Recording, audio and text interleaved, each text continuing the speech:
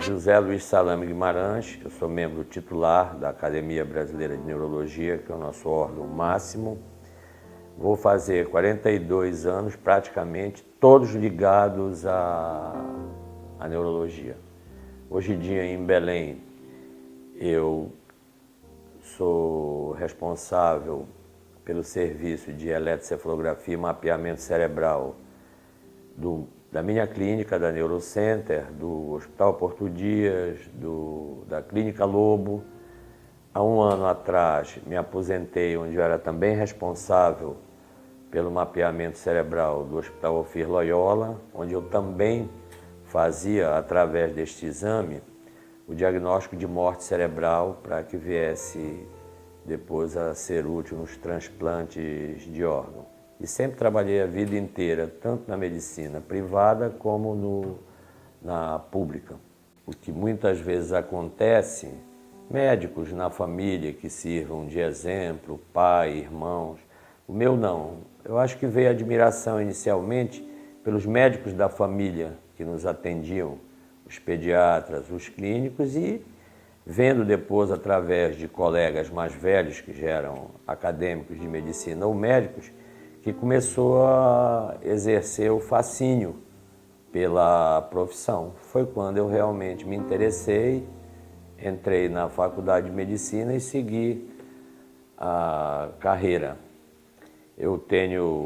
Vou fazer 42 anos de formado, dos quais praticamente todos ligados à neurologia. Pois quando eu estava no 6º ano de medicina, que é o ano final, o ano dos estágios, eu já tinha a definição de que eu queria fazer neurologia. Só que na época não tinham centros de especialização em Belém. Então até as cartas de indicação que eles pediam, praticamente eu levei de professores da área de cardiologia, de clínica médica, por não ter tido o acesso a estas indicações. A finalidade maior o médico tem que diagnosticar, prevenir as doenças, tratar para ver se curar ou, mesmo na ausência de cura de determinadas doenças, você ajuda a minorar o sofrimento do paciente e de seus familiares, pois a partir da hora que eles adotam você como médico, você que vai orientar.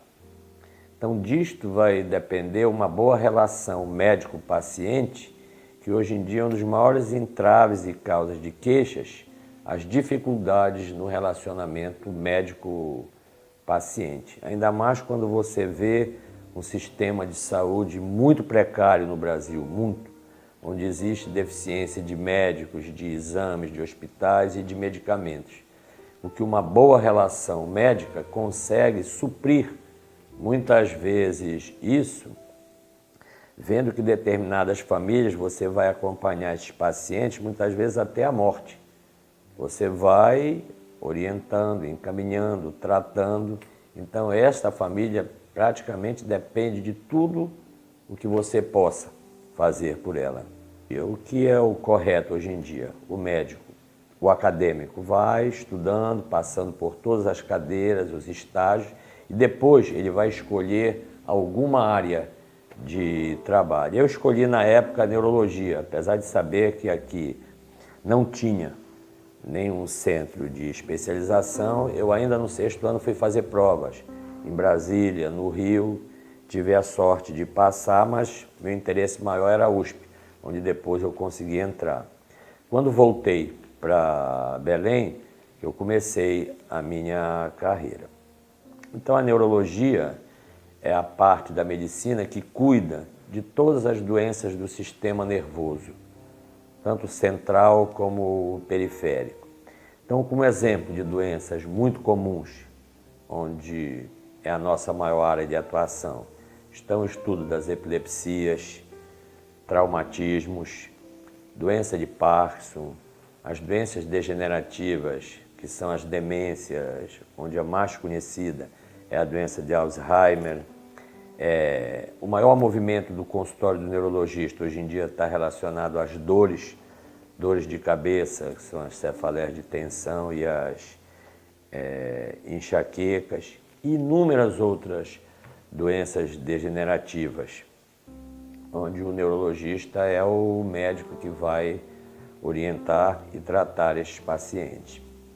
Existem realmente pacientes que ficam entre uma e outra especialidade, ou muitas vezes com as duas, principalmente com as doenças psicossomáticas, e hoje em dia onde o lado emocional, o estresse, são causas de muitas doenças, como vocês veem, por exemplo, as ansiedades, depressão, essas síndromes de pânico que acometem, e existe uma área que muitas vezes fica quase que indefinida ou precisando dos dois especialistas. Tanto que o departamento nosso, quando fui fazer residência na USP, era departamento de neuropsiquiatria e psicologia médica.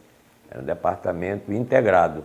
E aí existiam as diversas especializações, neurologia, psiquiatria e psicologia. O psiquiatra, geralmente, ele não trabalha muito em examinar, fazer semiologia, tocar, pegar o doente. Seria tudo através de boa anamnese, de conversas, de perguntas, onde ele consegue extrair essas informações do paciente. Totalmente diferente do neurologia, que tem o contato direto, que examina o doente, que palpa, que percute com o martelo, que ausculta, que manda o paciente andar, onde a semiologia neurológica, que é a forma como nós examinamos esse doente, é fundamental.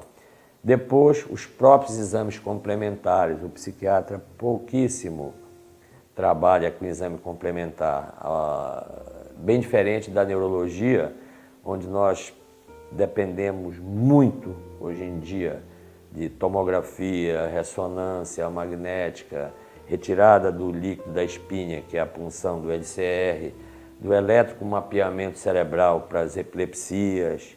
Então, existe aí uma distância muito grande.